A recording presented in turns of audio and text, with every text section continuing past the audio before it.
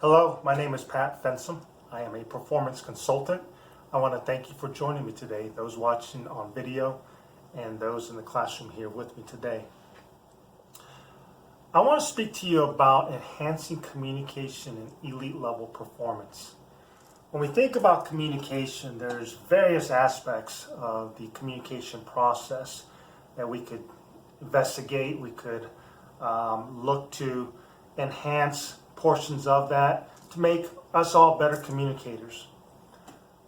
But for today, I want to lay a foundation down, if you will, on enhancing communication in elite level performances by establishing the 8-step process involved in communication. After that, I want to look at enhancing communication, and I'm going to speak to you about the various domains that we find performance consultants working in, and how we could potentially look at the 8-step process, understand the context of those domains, and enhance communication, whether it's the sender or the receiver, the message, and look at some of the barriers that are involved in the communication process. And then I want to conduct an activity with you. This activity is going to be a 2-part activity.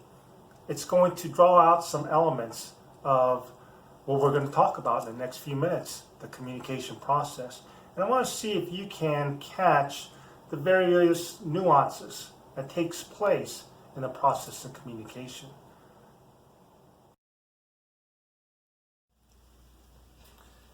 We are now going to talk about the 8-step process of communication.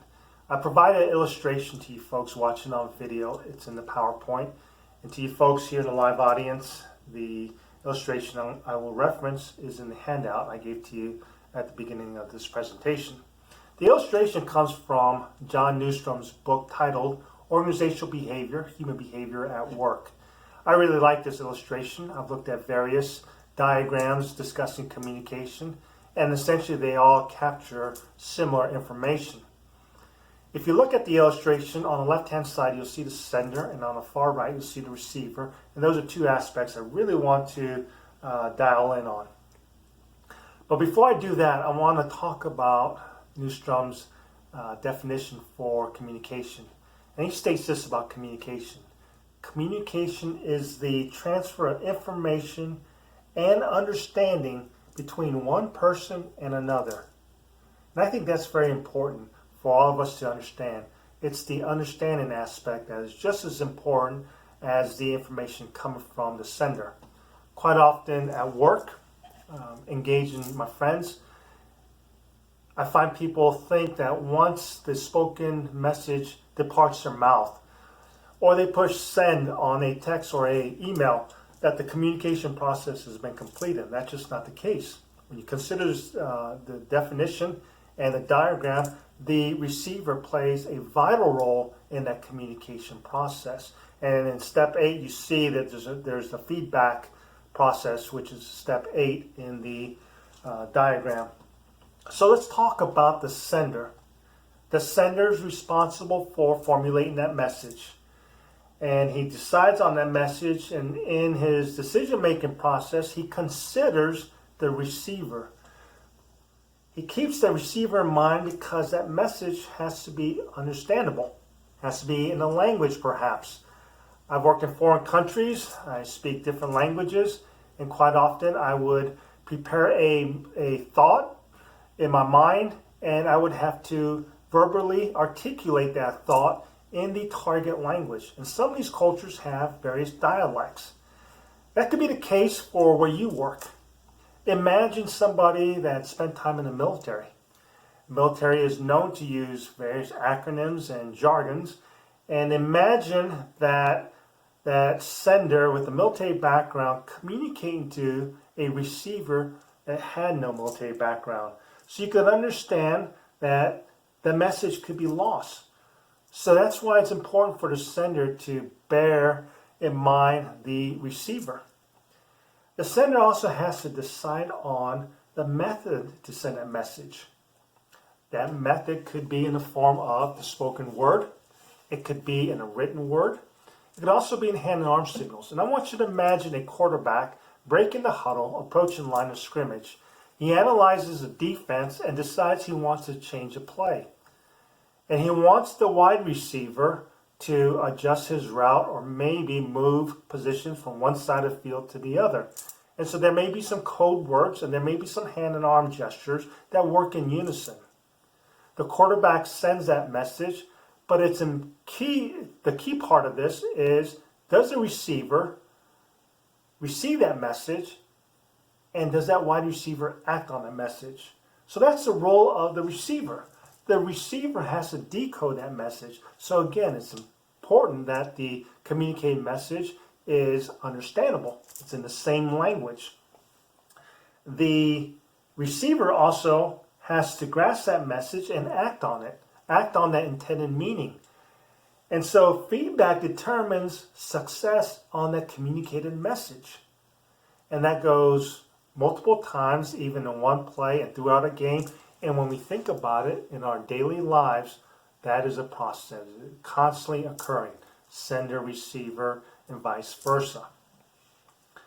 Also in the illustration is a very important aspect, and that's barriers. Some illustrations I've looked at will define the barriers as noise. So what are barriers? Barriers are those things that inhibits the message from being accurately received. It could inhibit the entire message or portions of it.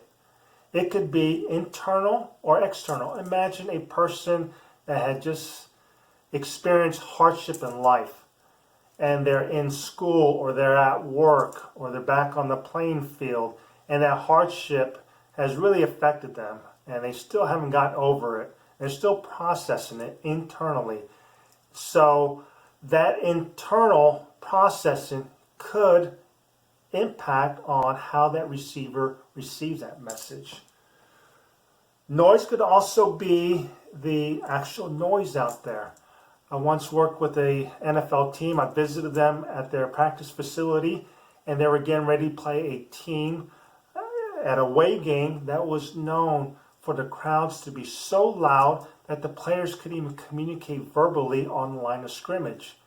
So what this team did in preparation is they took a bunch of loudspeakers and they turned the volume on extremely high, and they practiced in those conditions. So those types of things can inhibit a message being communicated, and they're identified as barriers. The process of communication, we may often think that it's the communicated message, the verbal message. And I want to suggest to you that it also impacts the nonverbal. The hand and arm signals has to be understood, has to be coordinated for. That quarterback communicating a hand and arm signal, meaning a specific play, if that hasn't been decided upon, trained upon, rehearsed on, then the chance of the receiver really doing what the quarterback wants him to do is very limited. So again, this communication model, the sender, the receiver, the barriers, it spans the verbal and the nonverbal realm as well.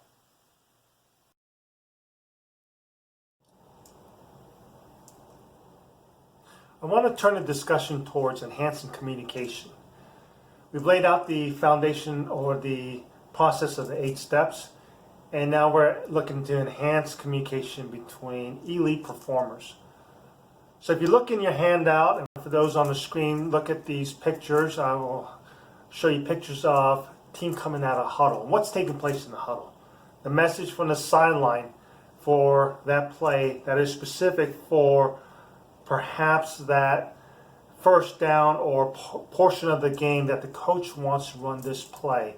And the quarterback receives that message and he communicates it to the other 10 members of their offense. And that message that the quarterback signals has different meaning to each of those members.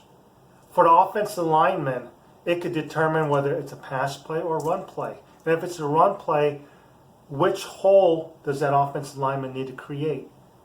And if it's a run play, it could be a signal to the wide receiver to run a specific ruse to to signal something different to the defense because they're reading the play and they're looking at what's being communicated.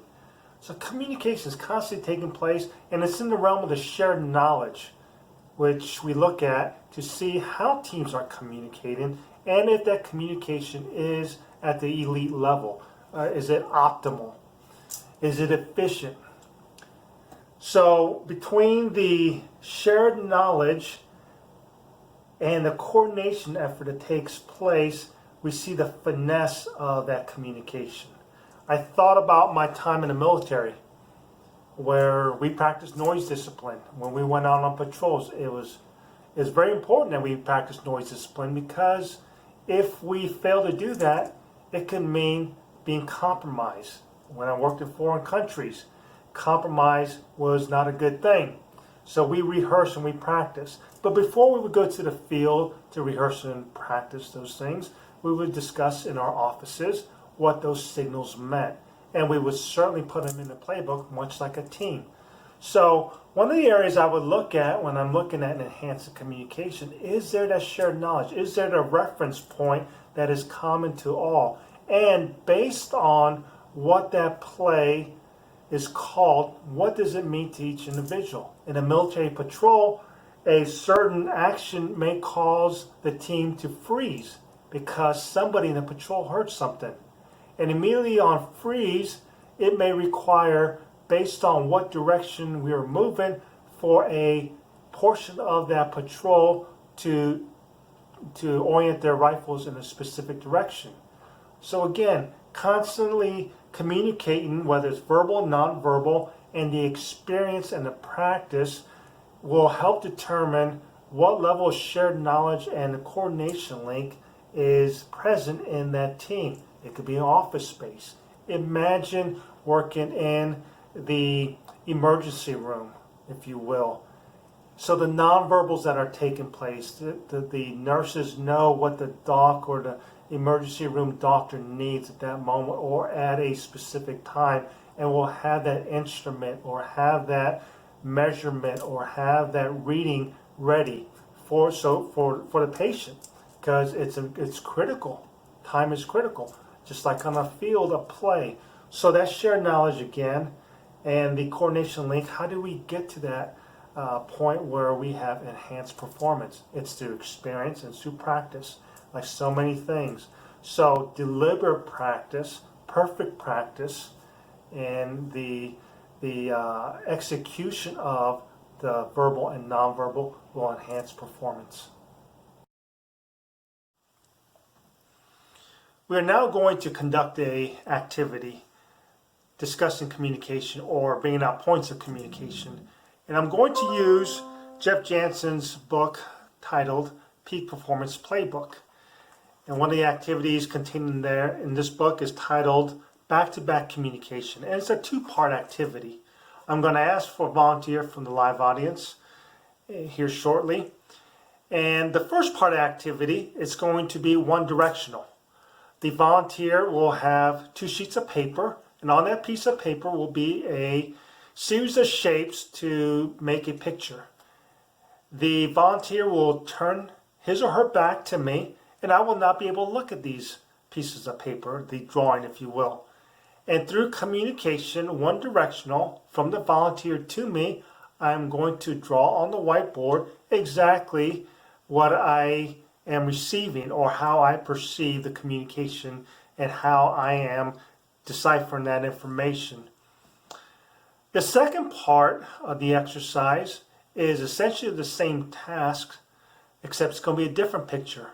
And still, the volunteer will not be able to look at my drawing, nor will I be able to look at the sheet of paper.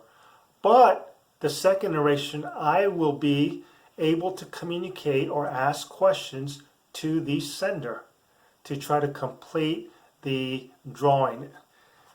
Observe what takes place, listen to some of the cues, listen to some of the descriptive words, and we will further discuss this, because the key part is what elements of the communication process can we take away from an activity like this and work to enhance our communication within our groups, within our teams, or within our organization. So at the bottom center of the page, draw a square with about 3 inches on each side.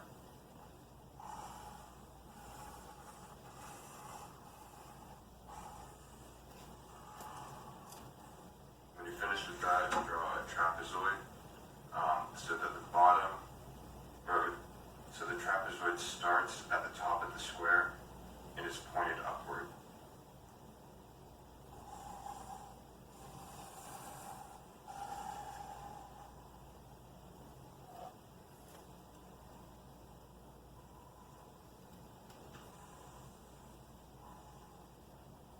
And above that, have another trapezoid that mirrors the one you drew just now.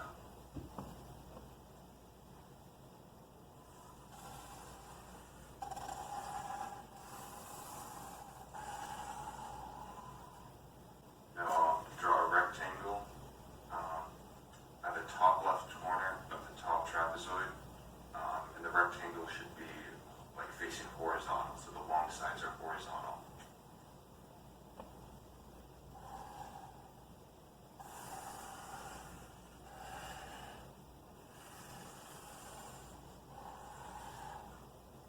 Now in the top right corner of your page, draw a circle about the size of a tennis ball. So in the bottom left corner of your page, draw a circle about the size of a tennis ball again.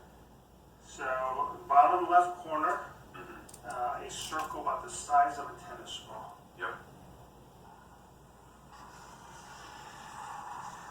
Okay, I'm done with that. Okay. Now about an inch to the right of that circle, draw a shape. It looks sort of like a coffin. It's six-sided, and it should be it should be upright. Is how I describe that. So this coffin, kind of like a Egyptian coffin that we see on TV sometimes, cartoons, an inch to the right of the circle, and it is elongated as if it's standing up. Yeah. Okay. And you said six-sided, correct? Yeah.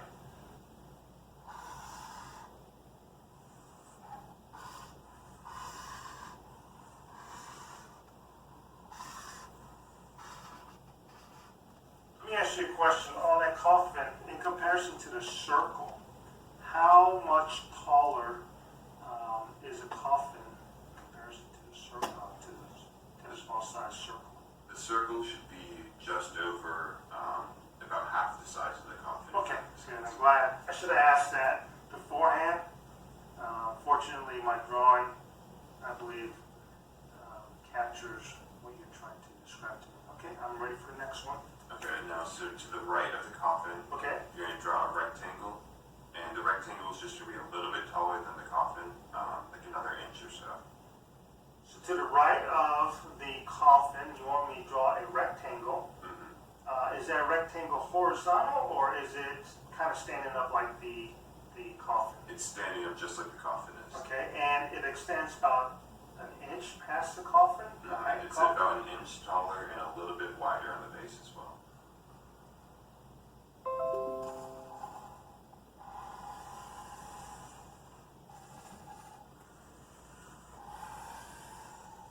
Okay, I'm done with that.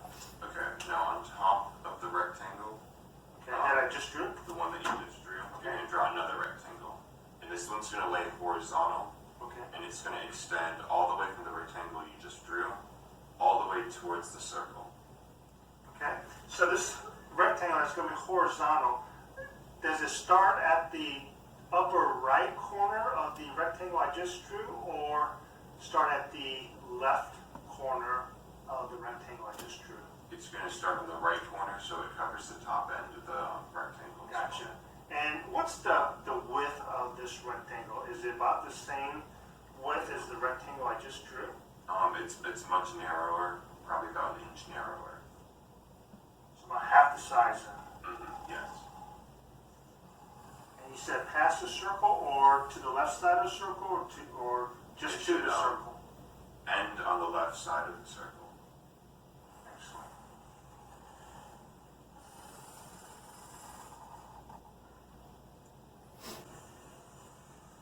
Okay. Now that we've completed the activity, you could probably imagine what it felt like to be limited in being able to ask questions in the first scenario.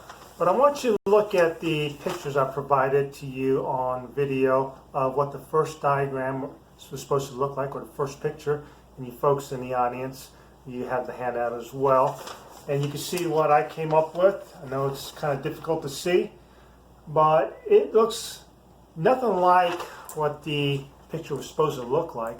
And that was through a series of verbal instruction, verbal messages from the sender to me, the receiver, but I could not respond back, and I had to take the spoken message, decipher it, and then provide feedback, the 8th step, if you will, on the whiteboard. Whereas in the second scenario, I was able to ask questions. Still wasn't able to look at the picture myself, nor was the sender able to look at my drawing. But through the communication process, the picture that I came up with is pretty close to the actual picture. Now, if we were able to sit side by side, maybe get instruction from the sender in more specifics, maybe the picture that I drew would turn out more like the actual picture. But it was pretty close. But the key part of this exercise or this activity is to talk to the sender and receiver. Ask what it was like for the sender to be responsible for sending a message, but not able to look at the feedback, and the receiver receiving messages from the sender, but not being able to ask questions in the first scenario, and having to rely on simply the one-way communication. As well as in the second scenario, asking the sender, what benefits did you see in the communication process when the receiver responded with questions? So these type of dialogues between the folks that are in the room observing, and keep in mind this exercise was geared for about 5 minutes. I cut it short for the interest of the video audience. But it could draw out some aspects of communication that we could then look at how do we enhance that. This type of activity is something that I did as a sniper instructor, working on some of the other senses, where we as snipers would often rely on our visual sense, but enhancing our auditory senses. So there's a lot of aspects of communication that we could enhance to get elite performers even better, raise their bar, if you will. Well, this concludes today's presentation on enhancing communication in elite level performers. There's so many things about communication that we could dive deeper into, and I would encourage that. This is just to lay the foundation. Key things I want to present to you was the 8-step process, and look at some aspects of shared knowledge, and then bring out an activity that highlights certain points of the communication process and where breakdown could occur and where we could potentially enhance preventing breakdown, enhancing delivering or receiving that message. I want to thank you for your time, and I look forward to our next iteration of performance consultant assignments.